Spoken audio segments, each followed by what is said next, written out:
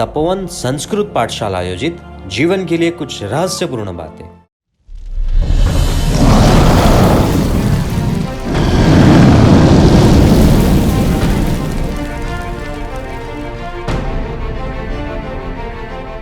द्वेष भाग 2।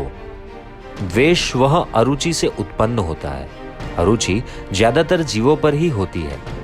यदि हम सर्विसिंग कराई हुई कार लेकर निकले, रास्ते में कार अचानक बिगड़ गई, तब कभी सोचा है कि हमें गुस्सा कार पर आता है या मैकेनिक पर आता है? आंसर मौजूद होगा कि मैकेनिक पर ही आएगा। एक बात उदाहरण से समझते हैं। 15 बाल्टी पानी समा सके ऐसी एक कोठी है। उसमें 1 गिलास पानी डाला और बाहर निकल आया। क्यों? क्योंकि वह कोठी पहले से भरी हुई है। यहाँ पर हमारा मन वह कोठी है और अरुचि वह 1 गिलास पानी है। कई घटनाओं में बार बार हमारा मन का बॉयलर फट जाता है, क्योंकि छोटे छोटे प्रसंगों में बार बार मन में अरुचि पैदा की है। उसके अलावा न्यूज़पेपर, टीवी, मोबाइल के माध्यम से जो बातें जानने मिलती है, उससे भी कई अरुचियाँ पैदा होती है।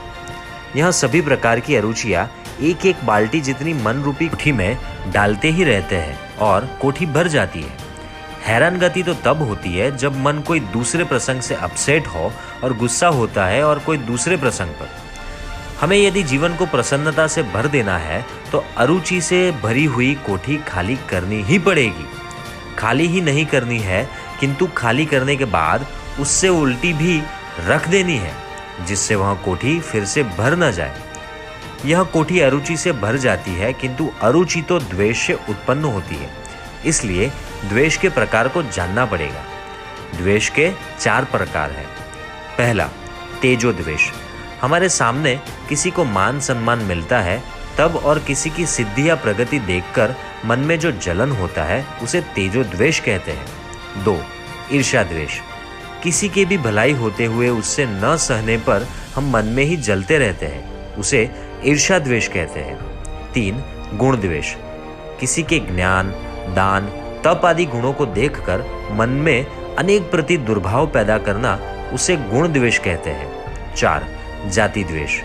चूहा और बिल्ली, काली गौरी प्रजा के बीच जो द्वेष रहता है, उससे जाति द्वेष कहा जाता है। यह चारों द्वेष हमारे अंतरात्माओं में प्रवेश न कर दे, उसकी पूरी तहकेदारी रखनी चाहिए। ऐसे वीडियोस देखने के लिए इस वीडियो को लाइक करें, हमारे चैनल को सब्सक्राइब करें और बेल आइकन पर क्लिक करें।